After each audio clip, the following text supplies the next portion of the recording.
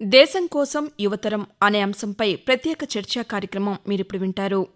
శ్రోతలకు నమస్కారం. దేశం కోసం యువతరం అనే అంశంపై చర్చించేందుకు సామాజిక సాంస్కృతిక కార్యకర్త స్వతంత్ర భారతి రమేష్ గారు ఈరోజు మనతో పాటు మన ఆకాశవాణి స్టూడియోలో ఉన్నారు. వారిని అడిగి మరిన్ని వివరాలు తెలుసుకుందాం. నమస్కారం స్వతంత్ర భారతి రమేష్ గారు. నమస్కారం తల్లి. జై భారతమాత, జై తెలుగు తల్లి. రమేష్ గారు, ఆపరేషన్ సింధూర్ వంటి కార్యక్రమాలు దేశభక్తిని పెంపొందిస్తాయి అనటంపై మీ స్పందన తెలియచేయండి.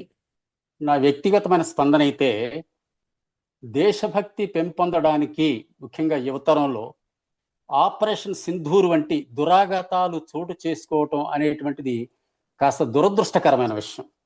అంటే ఆపరేషన్ సింధూర్ లాంటి అవాంఛనీయమైన సంఘటన జరిగితే తప్ప మన యువతరంలో దేశభక్తి రాదా అన్నది నా ప్రశ్న.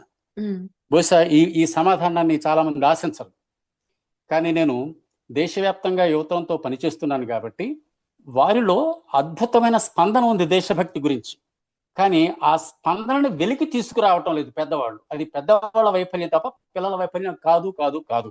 అంటే 8వ తరగతి విద్యార్థుల నుంచి కళాశాల యూనివర్సిటీ స్థాయి విద్యార్థులతో కూడా నేను మాట్లాడాను, వారితో కార్యక్రమాలు చేయించాను దేశభక్తి గురించి. అద్భుతమైన స్పందన అయితే ఉంటుంది, కానీ అది నిద్రాణమైపోయి ఉంటుందమ్మా. ఆ నిద్రాణమైపోయిన వారి స్పందన వెలికి తీయటానికి పెద్దలు కొన్ని ప్రత్యేకమైన కార్యక్రమాలు ఎప్పుడూ చేస్తూ ఉండాలి. దేశభక్తి కార్యక్రమాలు. అవును. ఆపరేషన్ సింధూర్ లాంటి కార్యక్రమానికి బయటికి రావడానికి 26 మంది అమాయకుల ప్రాణాలు బలైపోవాలా? అది తలుచుకుంటే చాలా బాధ అనిపిస్తుంది. మరి అప్పటి వరకు వాళ్ళ దేశభక్తి ఉంది, దానికి నేనే సాక్ష్యం. మరి ఎందుకు రావటం లేదు? నేను వాళ్ళతో ఏదో కార్యక్రమం చేస్తాను, మాట్లాడతాను, అద్భుతంగా ఉంటుంది వాళ్ళకి నాకు కూడా. కానీ తర్వాత దాన్ని తట్టి లేపేది ఎవరు? దానికే సమాధానం పెద్దలు చెప్పాలి. ఎందుకంటే పిల్లలు మా ఇంటి ప్రక్కన కూడా ఖాళీ జాగాలో చాలా మంది యువతరం వచ్చి కూర్చుంటూ ఉంటారు. వాళ్ళందరితో నేను మాట్లాడుతూ ఉంటాను. వాళ్ళు ఏమంటారంటే ఏదైనా జరిగినప్పుడే వాళ్ళలో ఆ శక్తి వస్తుంది, కానీ ఏదో చెయ్యాలి అన్న తపన పుడుతుంది, కానీ లేనప్పుడు మాకేంటి అవసరం, మాది కాదు, చూసుకునే వాళ్ళు ఎవరో ఉన్నారు. దేశాన్ని రక్షించే బాధ్యత సైనికుడికి మాత్రమే కాదు తల్లి, ఆ సైనికుడిని అక్కడ పంపించిన ఆ తల్లి ఉన్న చూసారా మాతృమూర్తి. అలాంటి మాతృమూర్తులు కొన్ని వేల మంది, లక్షల మంది దేశంలో ఉండటం వల్లే మనం ఇలా ఉన్నాం. మరి వాళ్ళు అక్కడ అంత శ్రమ చేస్తూ ఉంటే మన బాధ్యత ఏమిటి అనేటువంటిది నేటి యువతరం గుర్తుంచుకోవాలి. వాళ్ళ బాధ్యతను గుర్తు చేయడానికి పెద్దలుగా మనం ఏం చేస్తున్న విషయం కూడా మనం బాగా గుర్తుంచుకోవాలి. మనల్ని మనం విశ్లేషించుకోవాలి. మనం ఏం చేస్తున్నాం, మన పాత్ర సరిగా నిర్వర్తిస్తున్నామా లేదా? ఉపాధ్యాయులు, తల్లిదండ్రులు ముఖ్యంగా. అది తల్లి. రమేష్ గారు, ఈ ఆపరేషన్ సింధూర్ మిలిటరీ ప్రతిదాడులు, దేశ రక్షణ చర్యలపై యువతకు ఆసక్తి పెరిగేందుకు దోహదం చేసిందనుకోవచ్చంటారా? దీనికి కూడా నేను ఇందాక చెప్పిన సమాధానమేనమ్మా, చాలా బాగా దోహదం చేసింది. అదే చెప్పాను కదా, 26 మంది ప్రాణాలు పోతే తప్ప, అమాయకుల ప్రాణాలు పోతే తప్ప దోహదం చేయలేదు. మేమేం చేసామంటే అది జరిగిన తరువాత Sofiya Qureshi, colonel Sofiya Qureshi, wing commander Vyomika Singh, వాళ్ళిద్దరు ఆధ్వర్యంలో ఈ ఆపరేషన్ సింధూర్ నిర్వహించిన తరువాత ఆ 2వ రోజు సాయంత్రం మా ఇంటి దగ్గర నుంచి కొంతమంది ముఖ్యంగా ఆడపిల్లల, కళాశాలలో చదివే ఆడపిల్లలు దాదాపు 150 మందిని తీసుకుని మా ఇంట్లో ఆ ప్రక్క సందు ఆ 3 వీధులు కూడా మేము ఒక చిన్న ఊరేగింపు చేసాం తల్లి. ఒక బ్యానర్ తయారు చేసి ఆపరేషన్ సింధూర్ వీర వనితలకు అభివందనం, భారత సైన్యానికి మద్దతు పలుకుదాం అని 2 లైన్లు రాసి వాళ్ళిద్దరు బొమ్మలు అటు ఇటు వేసి మధ్యలో భారతమాత బొమ్మ వేసి అది ఊరేగింపు తీస్తుంటానమ్మా. మేమేం అడిగామంటే అందరినీ అక్కడ మద్దతుగా సంతకాలు చేయమన్నాం. అది మా 3 వీధులు తిరగాలంటే అరగంట 40 నిమిషాలకు ఎక్కువ పట్టదు. అటువంటి దాదాపు 100 మంది ఆడపిల్లల్ని తీసుకున్నా, కొంతమంది గృహిణులు ఉన్నారు, కొంతమంది మేము ఉన్నాం. విశేషం ఏంటంటే ఆ 3 వీధులు తిరగటానికి మాకు 1.5 గంటల పైన పట్టింది తల్లి. అంటే ప్రతి చోట కూడా మమ్మల్ని ఆపి వచ్చి సంతకం చేసి వెళ్ళారు అందరూ. ఆ ఫ్లెక్సీ ఇంకా నా దగ్గర ఉంది, ఆ బ్యానర్. కొంతమంది పెద్దవాళ్ళు వచ్చి, అంటే ఫ్రూట్ వెండర్స్ లాంటి వాళ్ళు వచ్చి, అయ్యా మాకు సంతకం చేయటం రాదు ఎలాగన్నారు.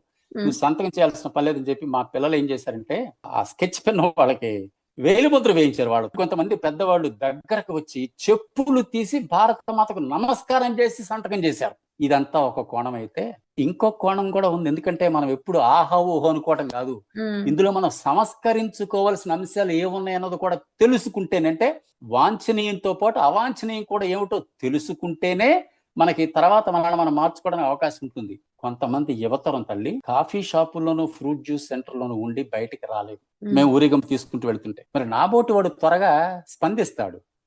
వెంటనే నా చేతిలో మైక్ ఉంది, వెంటనే కొంచెం గట్టిగానే మాట్లాడా, మీరు అక్కడ కూర్చుని కాఫీ తాగుతున్నారు మీ మిత్రులతో, ఈ కనీసం మీ బాధ్యత కదా, మీకు సిగ్గు అనిపించట్లేదా అని ఇదే మాట ప్రయోగించానమ్మా.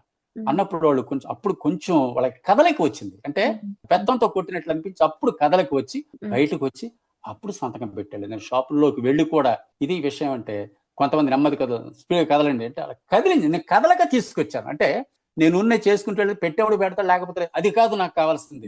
స్పందన కలిగించాలి. That is the need of the our special youth. ఇది నేను పూర్తిగా 100% నమ్మాను. దీన్ని అందరూ నమ్ముతారు, నమ్మకపోయినా వాళ్ళకి నేను వ్యతిరేకిస్తాను అంతే తప్ప నేను కాంప్రమైజ్ కాను. ప్రతి ఆడపిల్ల స్త్రీ చాలా ప్రౌడ్ గా ఫీల్ అవ్వాల్సిన.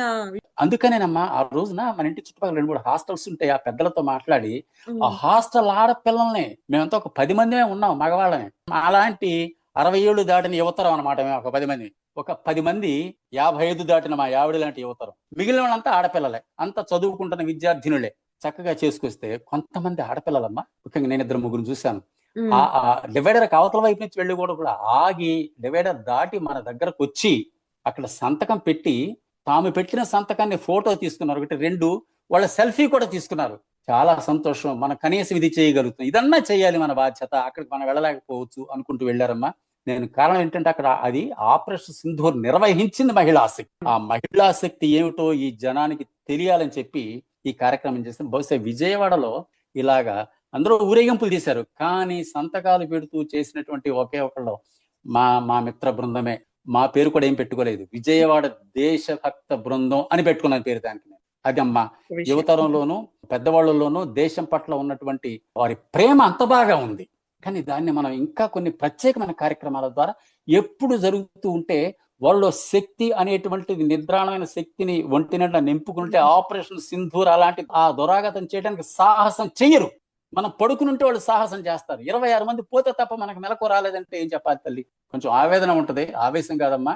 మంచి తల్లి. రమేష్ గారు, దేశ భద్రతకు సంబంధించి సైనికుల ధైర్యాన్ని చూసినప్పుడు కలిగే భావోద్వేగం, దేశం కోసం పోరాడడం మనం అనే భావనపై మీ అభిప్రాయం తెలియచేయండి. మీకు తెలుసు కదమ్మా, నేను గత 15 సంవత్సరాల నుంచి యువతరంతో పనిచేస్తున్నానని. ప్రసిద్ధమైన మన విజయవాడలో 2-3 కళాశాల విద్యార్థులు నాకు బాగా పరిచయం. వాళ్ళంతా ఢిల్లీలో జరిగేటువంటి ఆ పెరేడ్ ఉంటుంది చూసారా, ఎన్సిసి బృందంలో సభ్యులుగా ఆ పెరేడ్ లో పాల్గొని వచ్చిన వాళ్ళు, రిపబ్లిక్ డే పెరేడ్ లో పాల్గొని వచ్చిన వాళ్ళు. వాళ్ళకి ఒక ఎన్సిసి క్యాడెట్ కి అత్యున్నతమైన అచీవ్మెంట్ ఏమిటంటే 26వ తేదీన ఢిల్లీలో జరిగే రిపబ్లిక్ డే పెరేడ్ లో పాల్గొనడం అనేటువంటి వాళ్ళ కళ.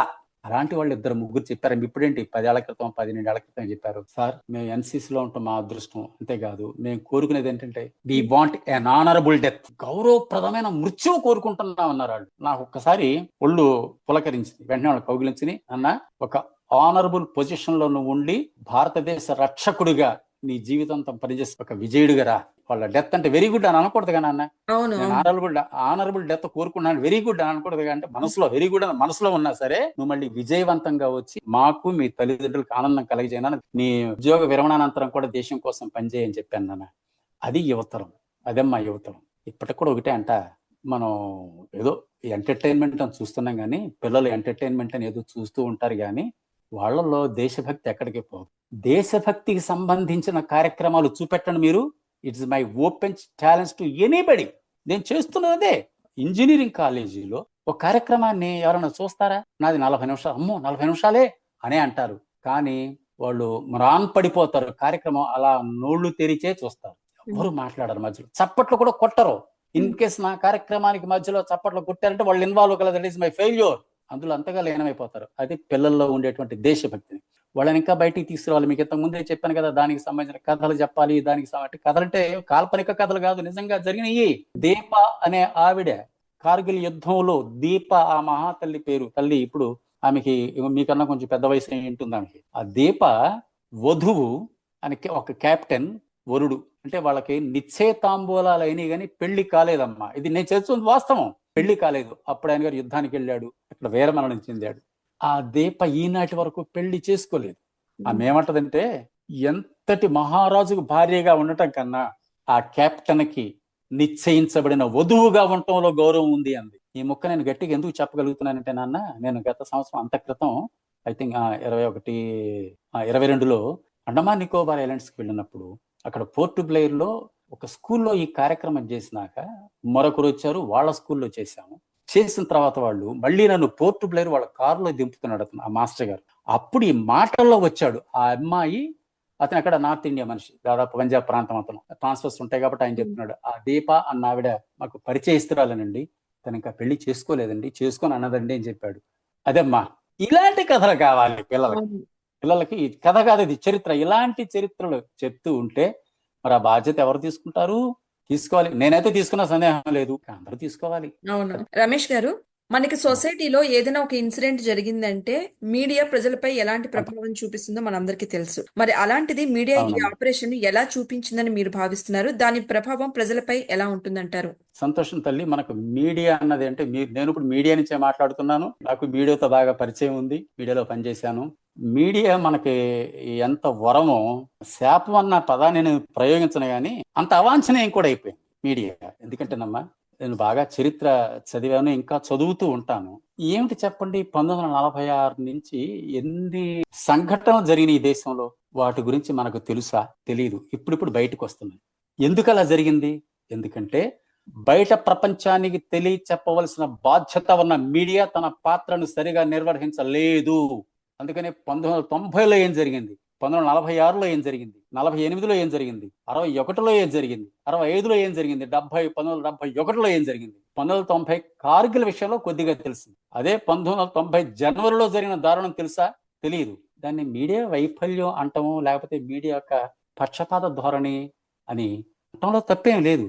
కానీ ఎంత గొప్ప పని చేసినా, ఎంత మంచి పని చేసినా అది మీడియా ద్వారానే తెలియాలి కదమ్మా. అవును.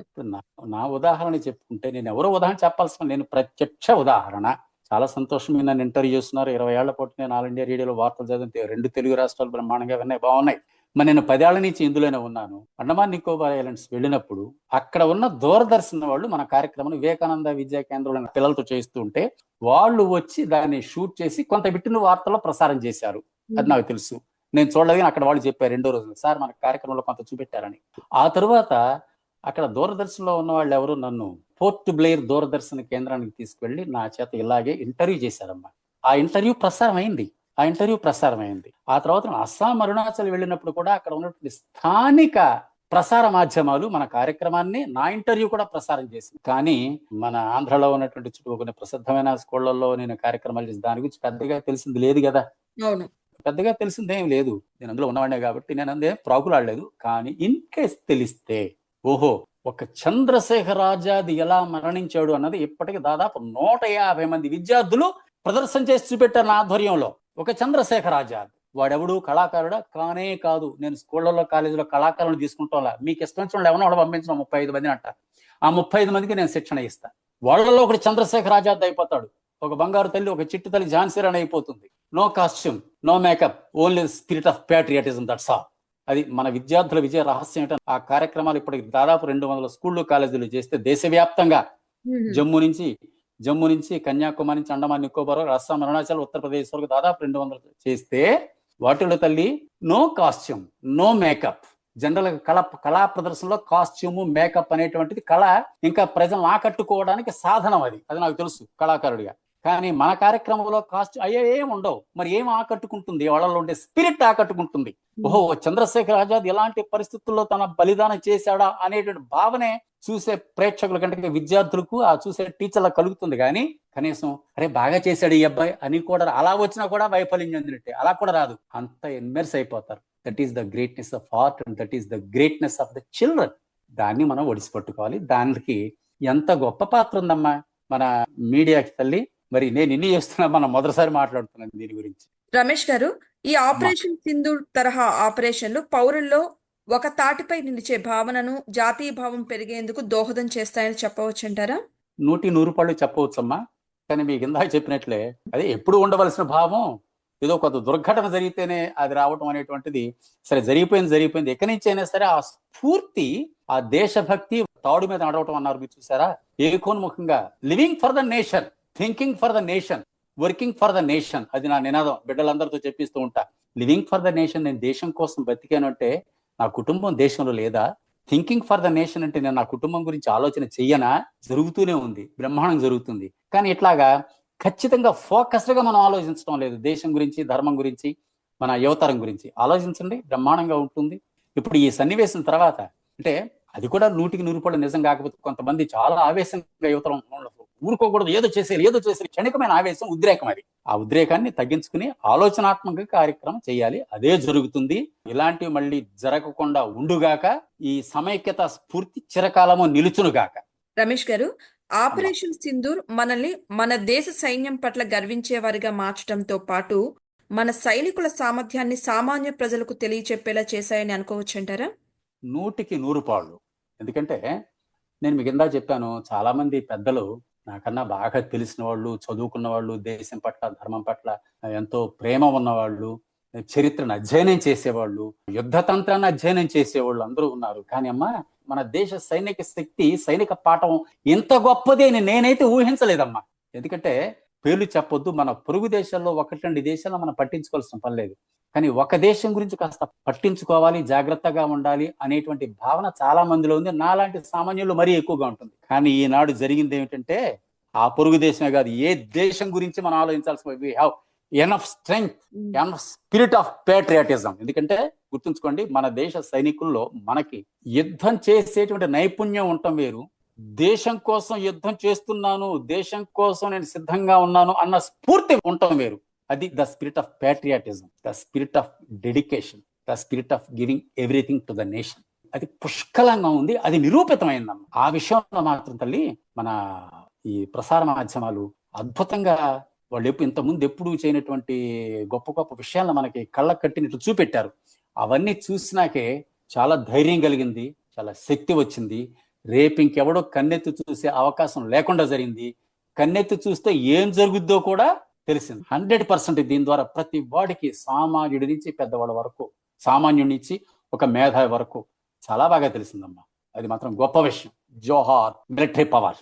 రమేష్ గారు, పాఠశాలల్లో, విద్యా సంస్థల్లో జాతీయ భావాన్ని, దేశభక్తిని పెంపొందించేందుకు ఇటువంటి విషయాలపై చర్చలు జరగాల్సిన అవసరం ఉందని అంటారా?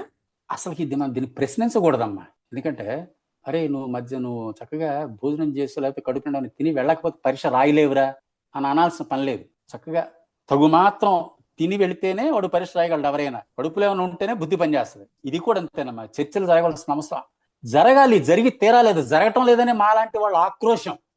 ఇంకా చెప్పాలంటే తల్లి, మా ఇంటి దగ్గర ఉన్న ఆడిటోరియంలో ఈ స్కూళ్ళు యాన్యువల్ డే ప్రోగ్రామ్స్ చేస్తూ ఉంటాయి. కడుపు తొరుక్కుపోతూ ఉంటుంది. ఆ పిల్లలు ఏం డాన్సులు చేస్తున్నారు చెప్పడానికి కూడా అసహ్యం వేస్తుంది. నేను కొంతమందితో మాట్లాడుతూ ఉంటా, టీచర్లు కూడా ఇక్కడ మనం ఏం చేస్తున్నాం వాళ్ళే చూసుకుంటారండి. ఎంత నిరాశ, ఎంత ఉదాసీనత అమ్మా.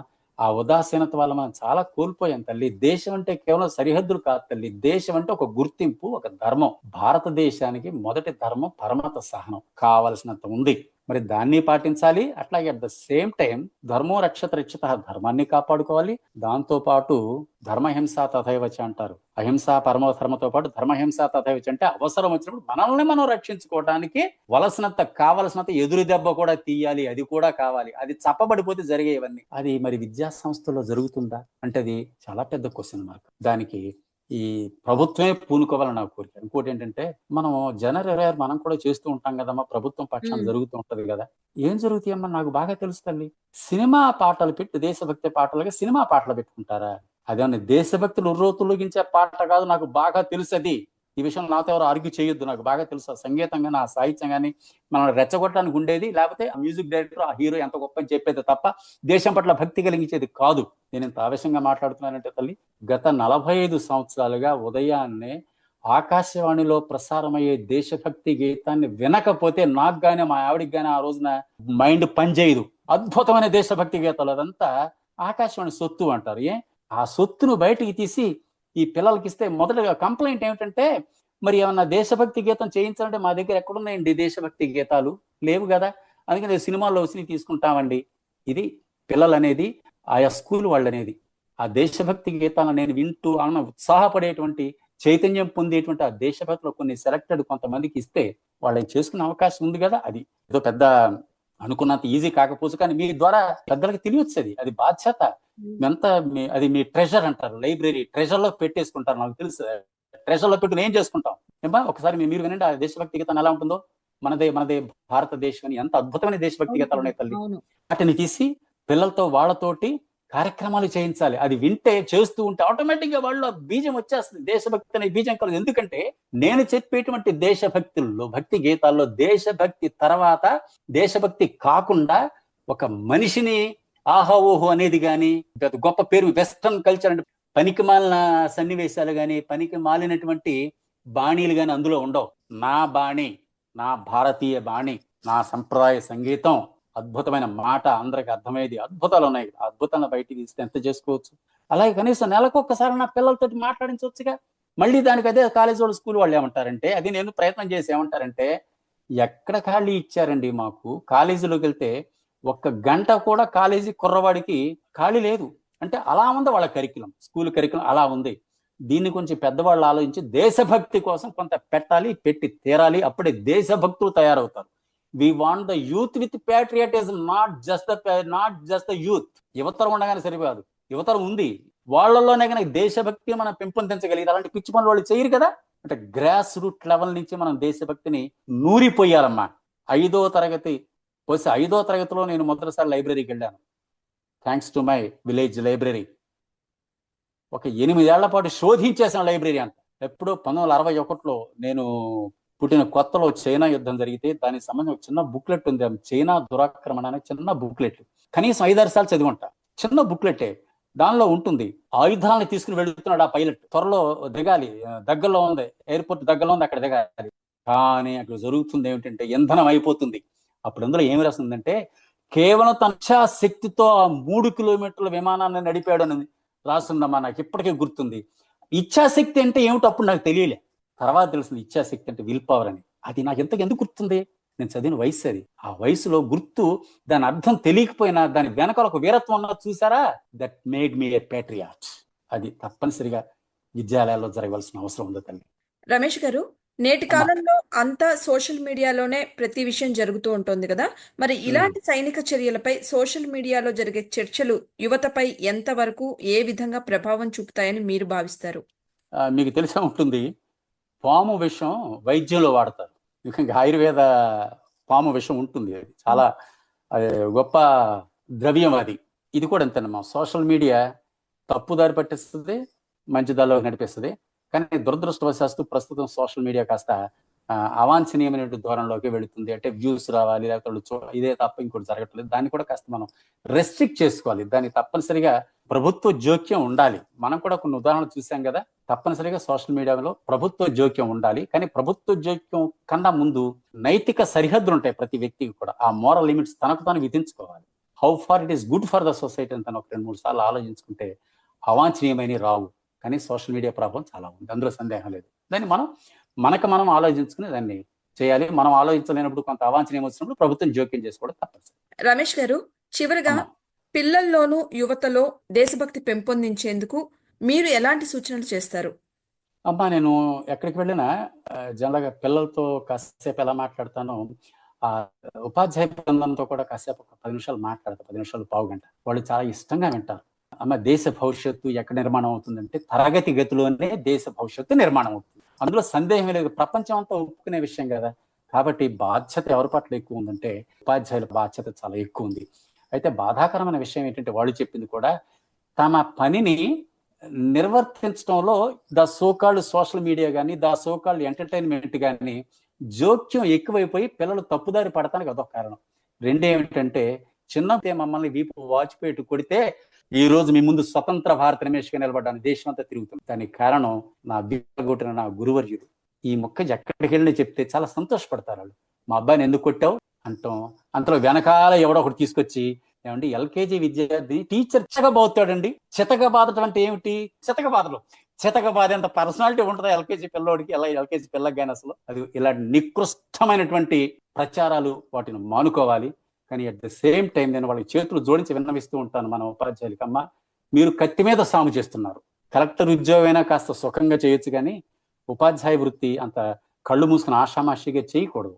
వాళ్ళు చెప్పేది ఏంటంటే, ఫలానా రోజు, ఒక ఫిబ్రవరి 23 ఉంది, ఆ రోజున ఏం జరిగింది, పిల్లవాడు స్కూల్ ప్రాంగణంలో రాగానే ఒక బోర్డు పెట్టండి, ఆ రోజున ఏ మహానుభావుడు జన్మించాడు అంటే దేశానికి సంబంధించి, దేశభక్తికి సంబంధించిన వాడే, మళ్ళీ ఏ రోజు పుట్టాడు, ఏ రోజు మరణించాడు అని రాయండి. అవకాశం ఉంటే వచ్చిన వాళ్ళందరితో ఒక్కసారి నమస్కారం పెట్టించండి. ఒక పువ్వు ఉంటే ఒక పువ్వు రేఖ అక్కడ వేయించండి ఆ పటం మీద. ఆ రోజు అసెంబ్లీలో ఎవరైనా టీచరు ఆ వ్యక్తి గురించి చెప్పి, ఒక భగత్ సింగ్ కావచ్చు, ఒక అల్లూరి సీతారామరాజు కావచ్చు. 27 ఏళ్ల వయసులో అల్లూరి సీతారామును చెట్టు కట్టేసి చంపేసి నులక మంచానికి కట్టి ఊరేగించారమ్మా. 27 ఏళ్ల వయసు అంటే పెళ్ళైన కొత్త ఆ రోజుల్లో 1922లో జరిగింది ఇది. అలాంటి చరిత్రలు మనం మర్చిపోయాము. ఎంటర్టైన్మెంట్ మీద పిచ్చి పిచ్చి వాళ్ళని ఆహావోహో అనుకుంటున్నాము. ఒక భగత్ సింగ్ 21 ఏళ్లకి ఏ మహానుడు. 12 ఏళ్ల కామరేంద్ర నంది అనే వ్యక్తి వెస్ట్ బెంగాల్లో 12 ఏళ్ళు అతని చేతిలో ఒక విప్లవకారులకు సంబంధించిన రహస్యం అతని చేతిలో ఉంది.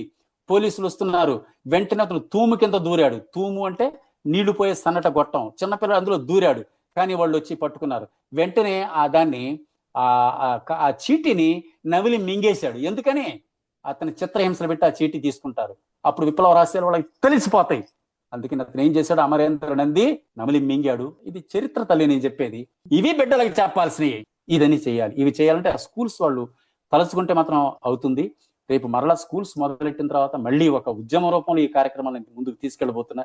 ప్రతి స్కూల్లో ఇది ఇంత ముందు చెప్పని ఈసారి ఆ కార్యాచరణ జరిగేట్లుగా ఒక సాధారణమైన వ్యక్తిగా, నాకు వెనక వెన్నుదని ఏమీ లేదు, పొలిటికల్ గానూ లేదు, ఏ రకంగానూ లేదు, ఒక సాధారణమైన వ్యక్తిగా, ఒక సాధారణ కుటుంబీకుడిగా, కానీ అద్భుతమైన దేశభక్తి ఉన్నవాడిగా చేస్తున్నా. మళ్ళీ నేను జూన్ నుంచి పాఠశాల మొదలైనప్పటి నుంచి మళ్ళీ చేస్తాను. తప్పకుండా సార్. దేశభక్తికి సంబంధించి ఎన్నో విషయాలు చాలా చక్కగా తెలియజేశారు. ధన్యవాదాలు స్వతంత్ర భారతి రమేష్ గారు. సంతోషం తల్లి, చాలా సంతోషం. జై భారత్ మాత, జై తెలుగు తల్లి. దేశం కోసం యువతరం అనే అంశంపై ప్రత్యేక చర్చా కార్యక్రమం మీరింతవరకు విన్నారు. కార్యక్రమ అతిథి స్వతంత్ర భారతి రమేష్, సామాజిక సాంస్కృతిక కార్యకర్త, పరిచయకర్త కనపర్తి రాణి. సమర్పణ ప్రాంతీయ వార్తా విభాగం, ఆకాశవాణి విజయవాడ కేంద్రం.